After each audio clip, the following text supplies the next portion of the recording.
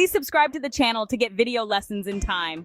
The verb lire, to read, is an irregular French verb, and in passé compose, it is conjugated with the auxiliary verb avoir and the past participle lu. Here's the conjugation of lire in the passé compose. J'aille lu, I read. Tu as lu, you read. Informal. Il/elle/on a lu, he/she/one read. Nous avons lu, we read. Vous avez lu, you read. Formal, plural, ils, elles, ont lu, they read. Masculine, feminine. J'ai lu un livre intéressant. I read an interesting book. Tu as lu cet article here? Did you read this article yesterday? Il a lu le journal ce matin.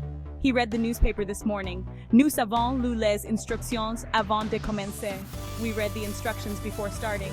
Elles ont lu toutes les lettres. They read all the letters.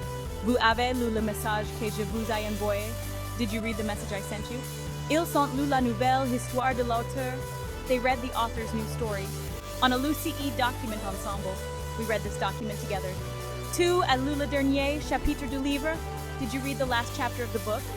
J'ai lu plusieurs livres cet été. I read several books this summer.